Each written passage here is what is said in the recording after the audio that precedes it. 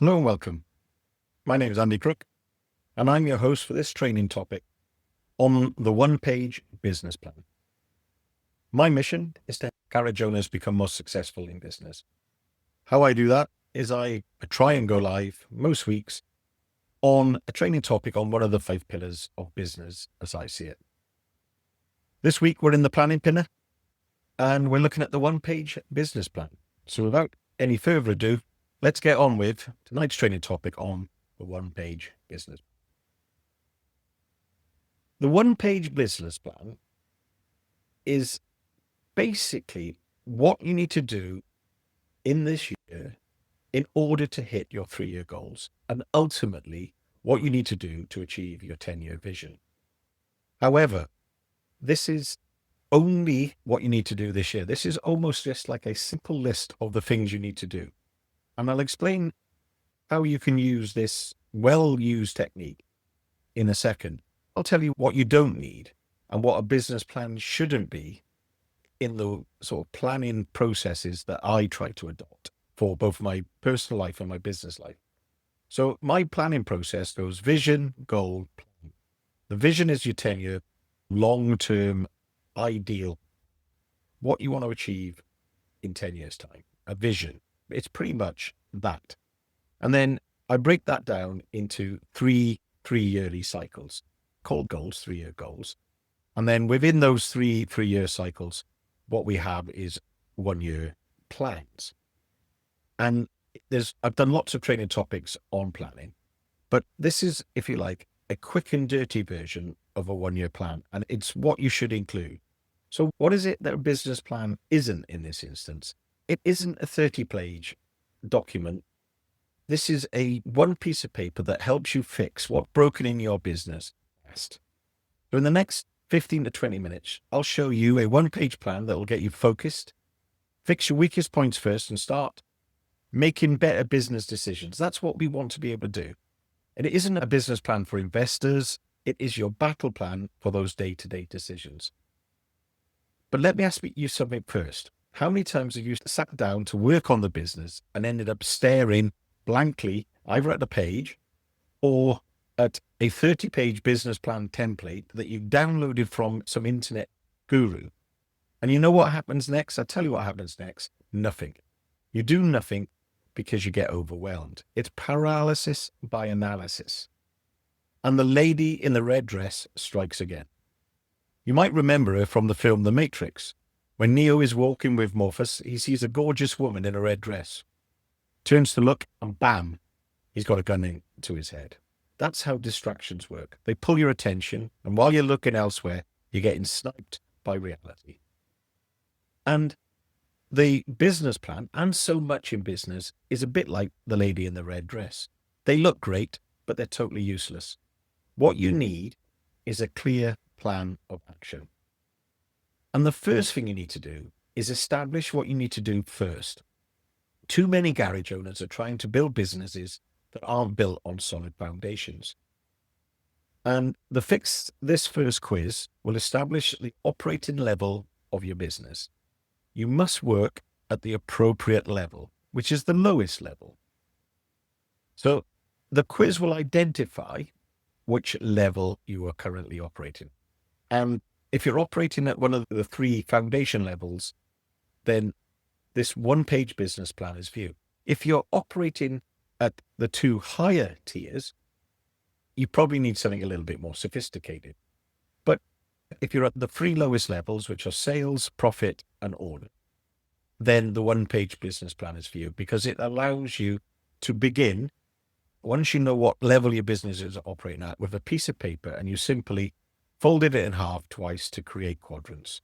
If you use an electronic device, just use a table, a 2x2 table, and in each quadrant, you're going to write one of the following headings. So the who and why, optimize your offer, revenue and reach, and success signals.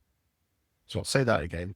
What you're going to write in each quadrant as a title is who and why, optimize your offer, revenue and reach, and success signals. And you are now ready to write a laser-focused one-page business plan. And by completing each section, you will be in a far better position to make decisions and become more successful in business. It is that simple. Like I say, it only works at the lower three levels: sales, profit, and order. So let's have a look at the 4 quadrants. The first one, who and why. The first part of the who is, who do you serve? And here's a clue: it's not everyone. You need to pick a niche. If you sell to everybody, you sell to nobody. You need to be a bit more specific. You need to build that avatar of your ideal customer. Now, we've done a training topic on this, so if you search for it, you'll probably find it. And you want to build an avatar of your A-type customer. We've also done a topic quite recently on customer classification. And what you want to write in this bit of the quadrant is, all you want to do is simply list as many characteristics about your A-type customer so that you're absolutely clear on who you want to serve. So once you've got as many characteristics written down, you're going to actually create an avatar of this ideal customer. And if you go and listen to the training topic on that, this list of characteristics will help you build that avatar. But you need to know who it is you want to serve. Who is it that you want to have? And then the second is why. Why should they use you? So once you identify your ideal customer, you now need to know why they should use you. Why should they use your services and not a competitor? So in this case, what you're going to do now, the list changes from who the customer is to listing all the reasons why you think customers use your business. Why do they use you and not somebody else? And ask your customers. So you start doing a survey on customers, just casual conversation. And you might be in for a shock, because it might not be all the reasons you think. Be prepared for all of the answers, but be prepared for it not to be what you believe. Also, when you start looking at why they should use you, start gathering data from all your reviews or your net promoter scores, what we call social proof. What do people say about your business publicly? The only problem with reviews and NPS is they are the minority of people that give reviews. So you're going to get probably the opinion at the extreme ends of the spectrum. You're going to get your raving fans and people who don't like you. Everybody in the middle, it's so vanilla that they can't be bothered to leave a review. Be prepared for that as well. What you're going to do when you start asking the questions and you start looking at reviews and examining the social proof that's out there for your business, look for patterns and clues as to why people use your services. Is it because you're local and friendly? There's nothing wrong with that, but be prepared that it might not be what you think. But you need to ignore that, ignore your biases, what you believe it should be, and actually work out what it is. And I call this intelligence gathering. Use this data to create a business that feels like it was made to measure for your ideal customer, serving their needs and solving their problems. That is what you'd want to do with the information that you gather. This intelligence gathering mission that you're now on for your business is what you're going to answer the question of is, who is your ideal customer and why should they use you? Why do they use you? And then you need to build a business that serves that customer as if it was a tailor-made service for that ideal customer. So that's the first part of the journey. Now, it doesn't matter whether at this stage, whether you're at a sales, profit, or order journey at the lower levels of your business. All of those things I've just said still apply. There are elements of each of those 3 levels where you need to know. The next thing is about optimizing your offer. So in the next quadrant, it's optimize your offer. And the first thing you need to remember is, what problem or problems do you solve for your customers? Remember, the more painful the problem, the more they'll pay to fix it. So a key thing here, or something to keep in mind, is a saying that I've heard a number of times, and that is, don't sell vitamins, sell painkillers. So what you want to do here is list all of your services, just a simple list of your services. We've done another training topic like this relatively recently when we're looking at, and this is where we start to get a little bit more finesse around what we do and how we do it, is what we want to do is we want to work out which one of our services are painkillers and which ones are vitamins. So think about that for a second. Which ones are painkillers and which ones are vitamins? So as you list your services, and they're all the typical garage services, I'll just do a few here and then we'll discuss whether or not they're painkillers or vitamins, because you'll understand what I mean.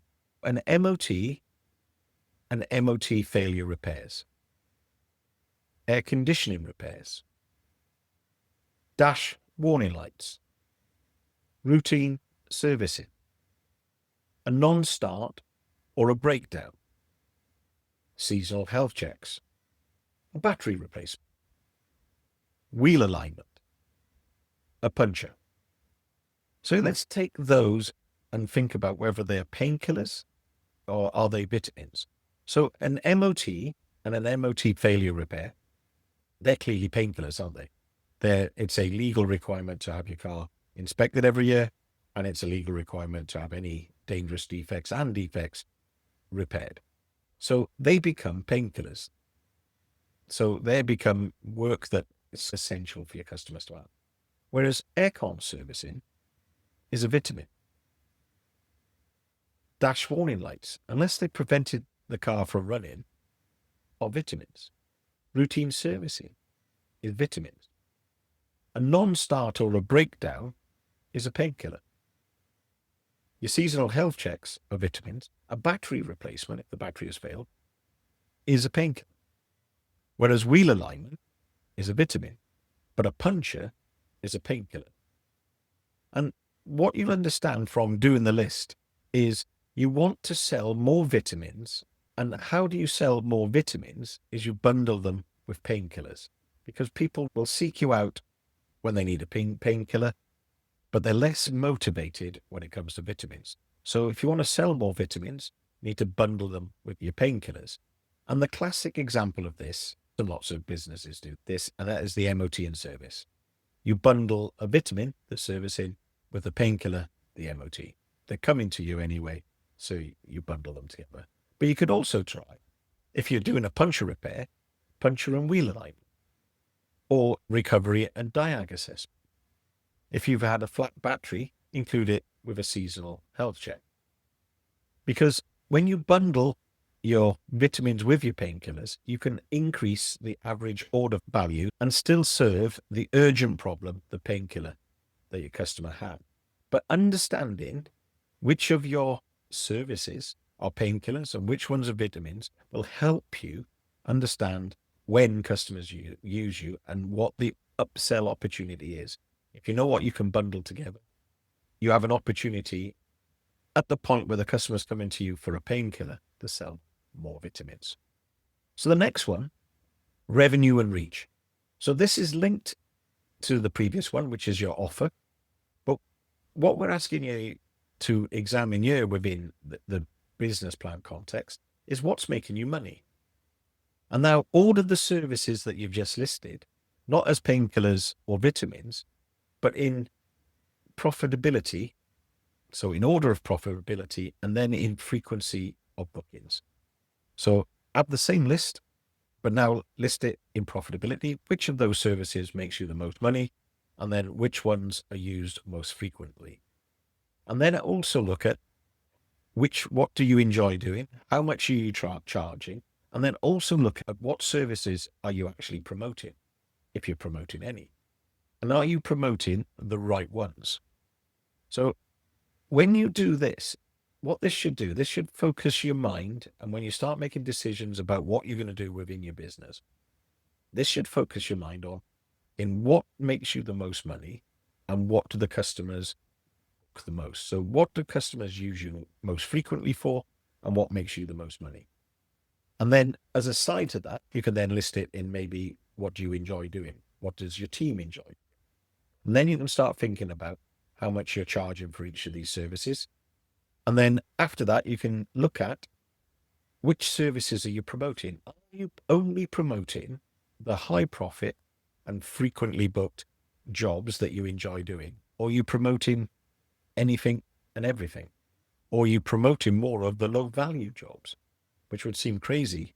What is the most profitable job that you do, that you enjoy doing the most, that the customers seem to use you for? Is what is your capacity to do this work? What is the capacity constraint in your business? And then what you're going to look at here, so within the revenue and reach, what you're going to look at is once you understand the work that you want to be doing, the most profitable, the work that the customers seek you out for, that's really profitable and you enjoy doing, how much of it can you do? And then how much are you doing? And then decide, do you need more work? And if you do need more work, then you need to use the intelligence gathered to market to more of your A types and then upsell to more of your existing customers.